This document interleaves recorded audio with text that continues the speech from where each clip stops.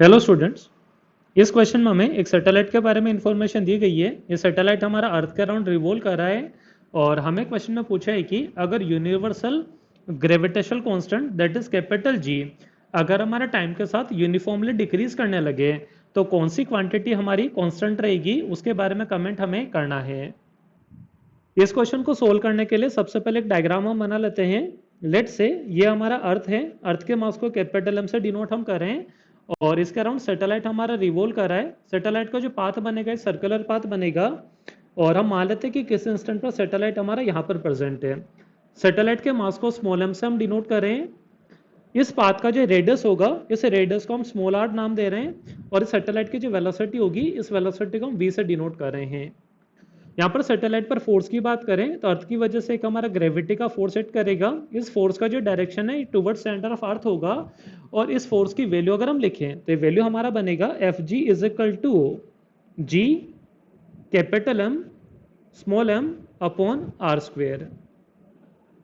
यहाँ पर सबसे पहले अगर ऑप्शन ए की बात करें तो ऑप्शन ए में हमें सैटेलाइट के वेट के बारे में पूछा गया है।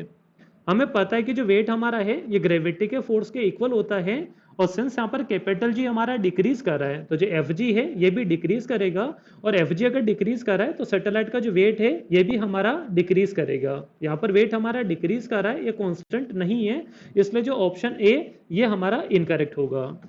ऑप्शन बी की बात करें तो हम बोल सकते हैं कि यहाँ पर जो हमारा ग्रेविटेशनल पुल है ये हमारा डिक्रीज कर रहा है और ग्रेविटेशनल पुल अगर हमारा डिक्रीज कर रहा है तो सैटेलाइट के लिए सर्कल का जो रेडियस है ये रेडियस हमारा इंक्रीज करेगा, क्योंकि फोर्स के डिक्रीज करने से सैटेलाइट हमारा अर्थ से दूर की साइड मूव करेगा। तो ऑर्बिट का जो रेडियस है ये हमारा इंक्रीज करेगा, ये कांस्टेंट नहीं होगा। ऑप्शन सी की बात करें तो हम बोल सकते हैं कि जो ग्रेविटी का फोर्स है वो हमारा सैटेलाइट को सर्कुलर मोशन करा रहा है, ये हमारा M B square by R के इक्वल होगा। सिंस यहाँ पर जी की वैल्यू हमारी चेंज कर रही है तो ग्रेविटी का जो फोर्स है एफ जी ये भी हमारा चेंज करेगा और एफ जी के चेंज करने से जो वी है ये भी हमारा चेंज करेगा। तो हम बोल सकते हैं कि जो टेंजेंशियल स्पीड है ये हमारा वेरिएबल होगा, ये कांस्टेंट नहीं होगा। फाइनली अगर हम ऑप्शन डी की बात करें तो ऑप्शन डी में हमें एंगुलर मोमेंटम के बारे में पूछा गया है।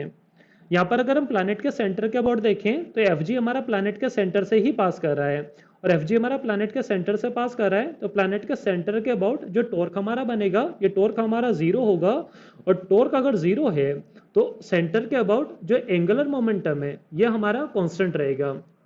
तो हम बोल सकते हैं कि सैटेलाइट का angular momentum about centre of the planet constant होगा।